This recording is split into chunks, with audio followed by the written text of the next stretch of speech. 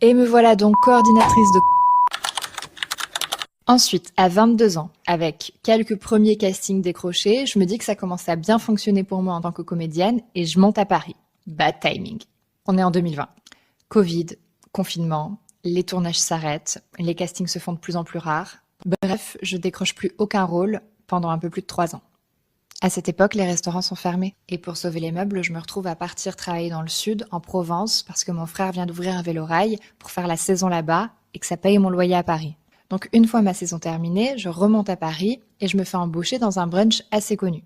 De là, j'accumule les expériences et je fais des extras dans une multitude de cafés et restaurants à Paris. Jusqu'à tout lâcher, parce que finalement, j'avais plus rien à perdre en fait, pour aller vivre à Londres sur un coup de tête.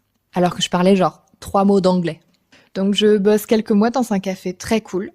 L'expérience est épuisante parce que je suis dans un pays où je connais personne, où je parle pas la langue, mais je m'accroche parce que je me dis que ça me servira forcément plus tard. Sauf qu'avant de partir vivre en Angleterre, j'avais donné mon CV à une copine qui est technicienne sur des émissions télé. Et qu'est-ce qui se passe? Il m'appelle et il me propose de partir en tournage sur une émission française très connue avec eux pendant 2 semaines.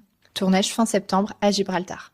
Donc je me retrouve à nouveau à quitter toute ma vie à Londres en visant l'intermittence et en me disant que ça me rapproche un petit peu plus à chaque fois de la vie de comédienne que j'ai du mal à atteindre. Et me voilà donc coordinatrice de candidats sur des émissions de télé-réalité. C'est un monde que je connais pas du tout. Clairement, j'ai pas les codes, mais ils cherchent quelqu'un de sociable, de travailleur, de débrouillard. Jusque-là, je me dis, ok, ça peut coller, vas-y. J'enchaîne avec un autre tournage, télé-réalité. Et c'est pendant ce tournage qu'on m'appelle pour passer le casting de Plus belle la vie, dont je vous ai raconté l'histoire juste ici. Et donc à partir de là, je commence à tourner sur Plus belle. J'ai tellement peur que ça s'arrête et que je perde tout, que je continue à faire des extras en restauration à Paris le week-end.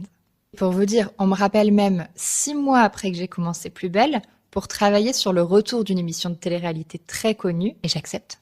À partir de là, je me suis mise à vraiment bien bosser en tant que comédienne.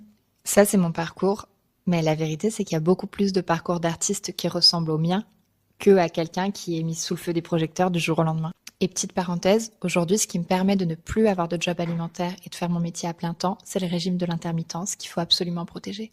Alors en attendant, force à tous les artistes qui cumulent les jobs alimentaires en espérant un jour pouvoir vivre de leur passion.